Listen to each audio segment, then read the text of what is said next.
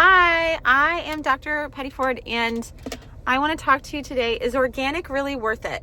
And so with the state of the United States right now, there's a ton of talk on health, and organic foods is coming up quite a bit in my world. And so I wanted to do just some quick education on organic and labeling and what that means. To date, there is not much research that's evidence-based that will say specifically organic foods are the reason or the cause of health outcomes. So sometimes they will find people that choose organic foods tend to have healthy outcomes or healthier outcomes than conventional foods because of all the other lifestyle choices.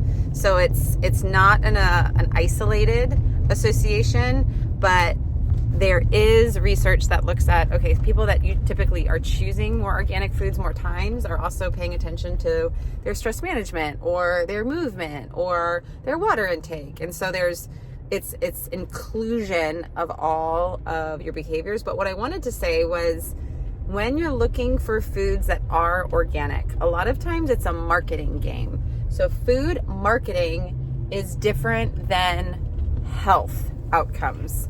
The food industry is a huge umbrella of different topics. So there's food production, there's food labeling, there's food marketing. So organic didn't start to become a factor until 2002, when it was mandated to, or there was policy around how are we going to label food. So there's three different categories of organic. You can either have something that says three ways. So number one, 100% organic, meaning if the label says 100% organic, all products in that product, all ingredients, the production of it, the farming of it, it all needs to have a lot of things in place in order for it to be labeled organic. And so going down to the soil, the pesticides used, the herbs used, everything needs to follow some really strict protocol, and that's overseen. In order for a farm to become organic, it takes about 3 years from conventional to organic. So there's a lot involved. From a food business strategy, you can make quite a bit of profit because you have a premium priced product, where say apples are $1 a pound, organic apples are going to be $4 a pound. You can make more money, but it's a lot involved in terms of startup. Two, the second way you can label organic is it just says organic. So the first is 100% organic. The next one, it just says organic. And so that means 95% of the ingredients or products involved are organic. The other 5% are not, meaning they can be on this approved list, but are their farming practices as strict as organic? Not necessarily so.